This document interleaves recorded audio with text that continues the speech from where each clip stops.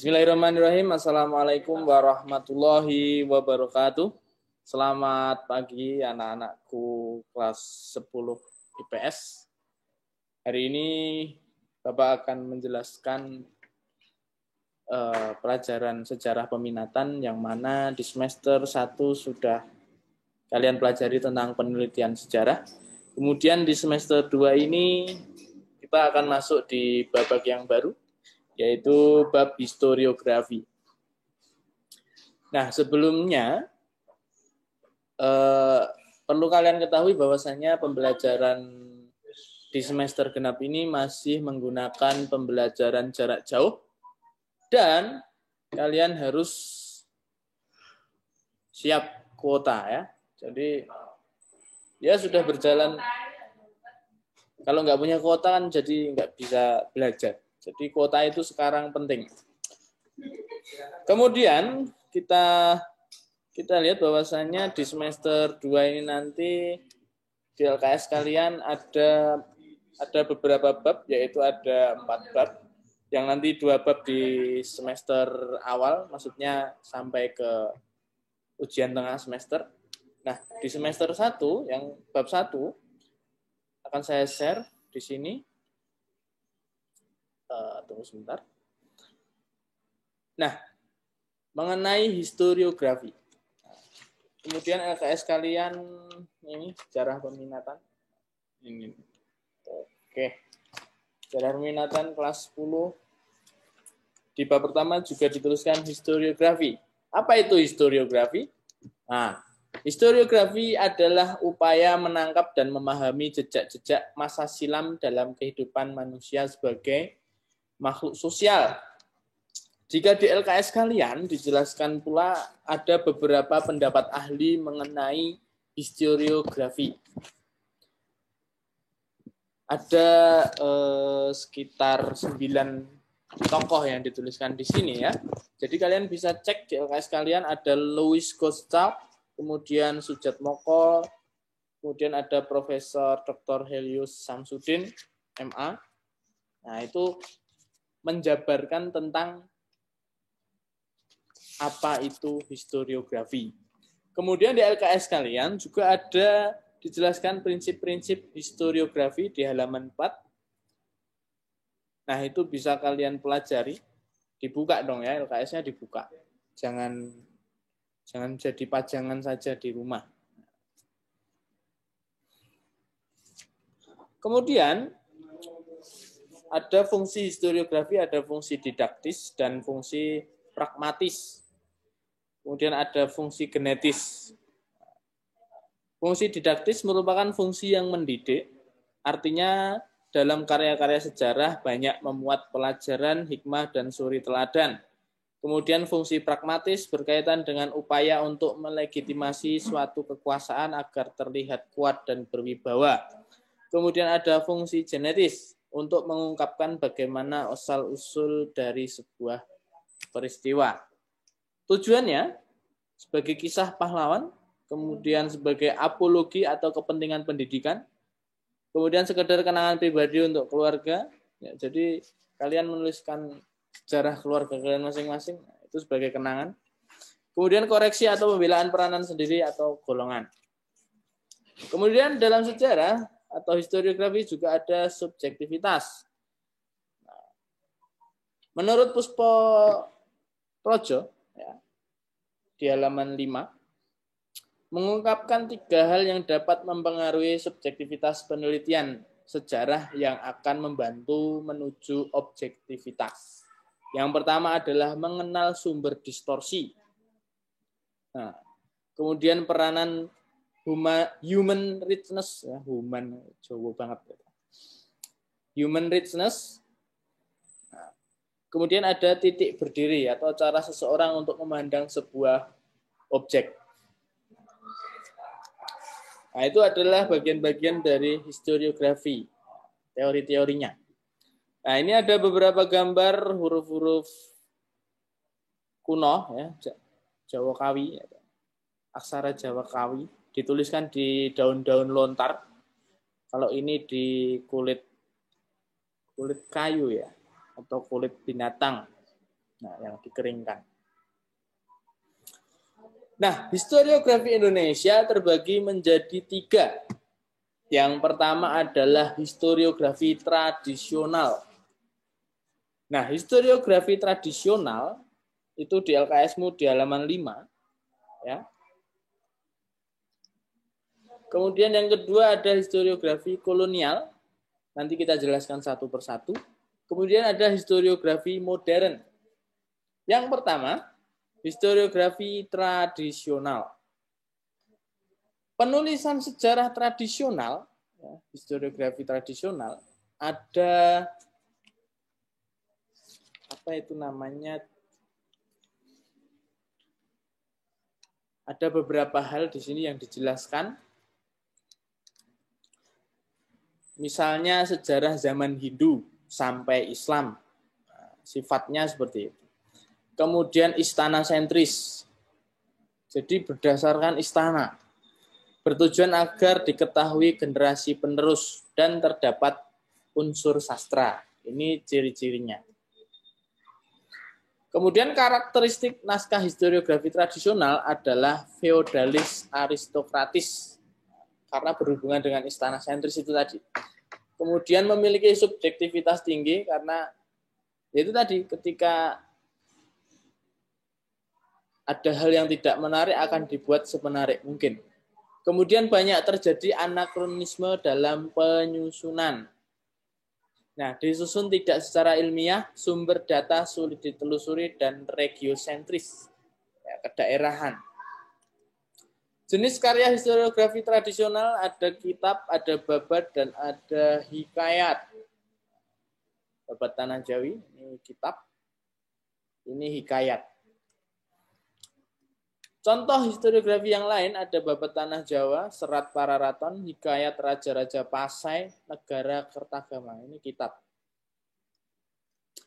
Lanjut ada prasasti, kemudian ada serat, ya. Kemudian ada kitab. Tuh. Nah, historiografi tradisional itu terbagi menjadi 2. Yaitu di masa Hindu-Buddha dan di masa Islam. Nah, di masa Hindu-Buddha, cirinya adalah terjemahan naskah Hindu dari India. Kemudian bersifat religiomix. Kandungannya bersifat keraton sentris, istana sentris. Berbeda lagi dengan Islam. Ciri-cirinya adalah belum bisa meninggalkan mitologi. Kemudian tapi sudah mengenal kronologi. Dan bersifat etnosentris. Nah, itu tadi adalah tentang historiografi tradisional. Kemudian kita masuk ke historiografi kolonial di halaman 7. Ya. Nah. Tentu saja, historiografi kolonial adalah penulisan sejarah yang menuliskan di masa kolonial, yang dituliskan di masa kolonial, atau tulisan tentang masa-masa kolonial. Nah, penulisnya adalah orang Eropa dan masih Belanda sentris. Sumber yang digunakan yaitu sumber dari pemerintah Belanda, baik di negaranya maupun di daerah jajahannya. Bersifat Eropa sentris dan fokusnya ke Belanda sentris. Sifat lain tulisannya yaitu diskriminatif. Seperti itu. Masih subjektif. Contohnya ada tulisan Raffles yaitu History of Java. Ini banyak dijual di toko buku sekarang ya. Kemudian ini tulisannya Raffles. Kemudian ada Beknop Leerboek des Geschiedenis, sejarah. Aduh, saya belum tahu artinya. Kemudian ada Max Havelaar, karya Douwe Dekker. Itu tadi contoh-contoh karya historiografi kolonial.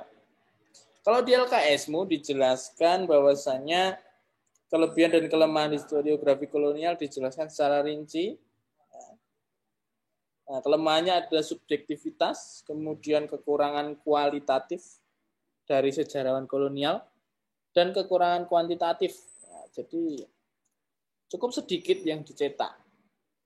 Dan kelebihannya adalah terlepas dari subjektivitas yang melekat, sejarawan kolonial berorientasi pada fakta-fakta dan kejadian-kejadian. Nah, kita lanjut ke historiografi nasional atau modern.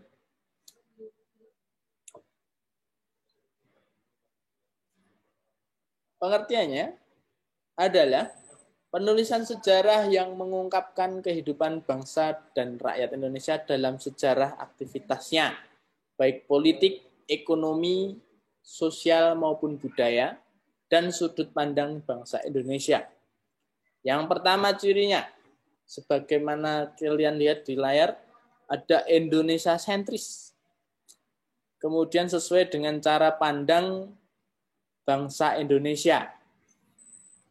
Kemudian mengandung karakter atau nation building, pembangunan karakter bangsa, disusun oleh orang-orang atau penulis-penulis Indonesia sendiri, melakukan pendekatan aspek-aspek sejarah lokal, menggunakan pendekatan multidimensional.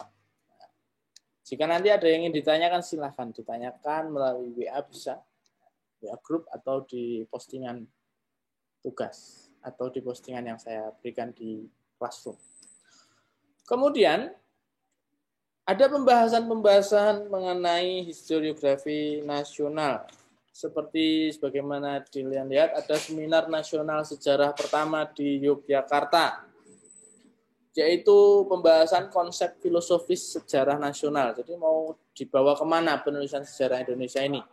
Kemudian periodisasi sejarah nasional diperiodisasikan. Kemudian syarat penulisan buku pelajaran sejarah nasional Indonesia, pengajaran sejarah Indonesia di sekolah-sekolah, pendidikan sejarawan, pendidikan dan pengajaran bahan-bahan ajar.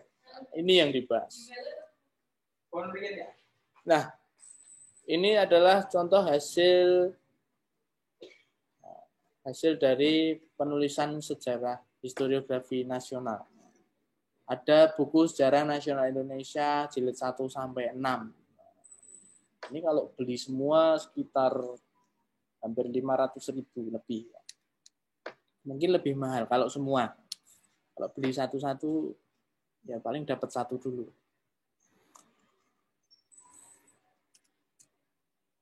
Nah, itu tadi adalah historiografi tradisional, historiografi kolonial, dan historiografi nasional atau modern. Sekarang adalah jenis-jenis sejarah. Jenis-jenis sejarah.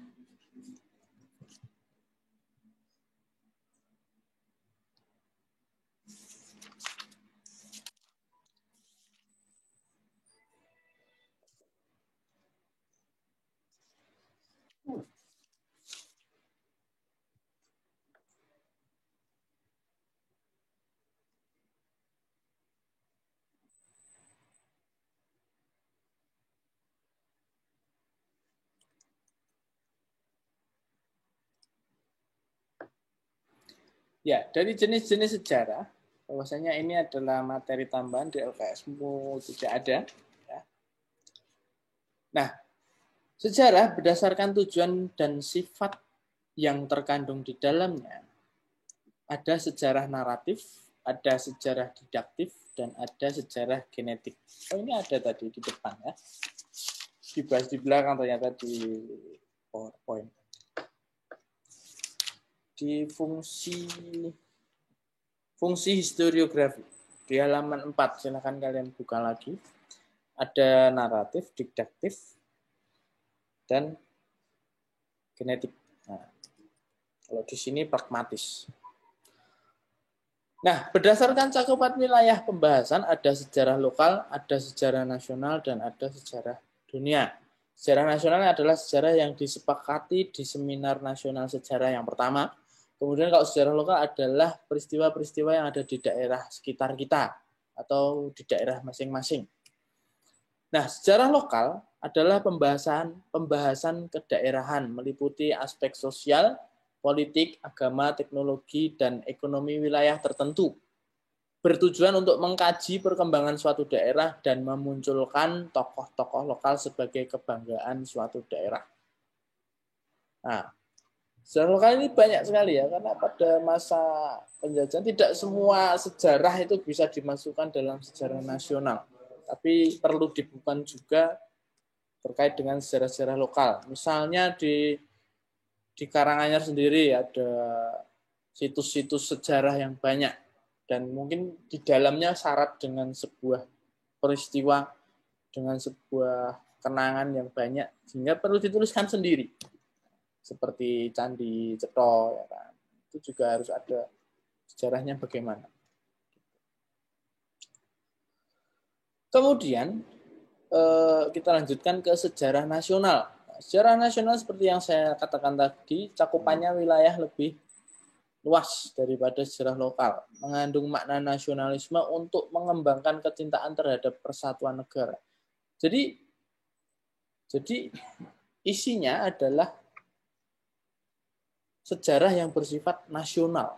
Intinya mengembangkan kecintaan kita terhadap persatuan negara, Kesatuan Republik Indonesia. Dan baru dimulai tahun 1942. Bertujuan mengetahui sejarah bangsa agar suatu bangsa memiliki identitas dan karakter nasional. Gitu. Nah, kemudian sejarah dunia adalah peristiwa yang berpengaruh secara global.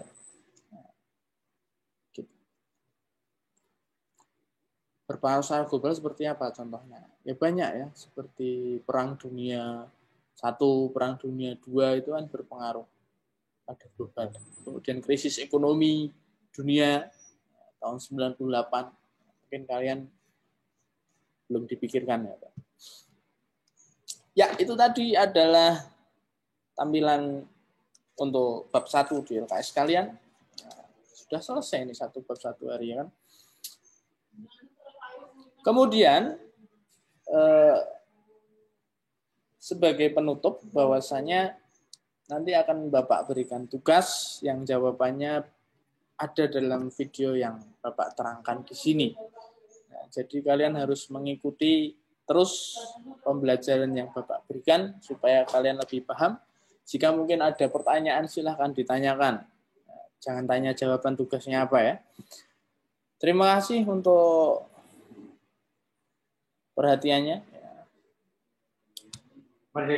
Kami tutup. Wassalamualaikum warahmatullahi wabarakatuh.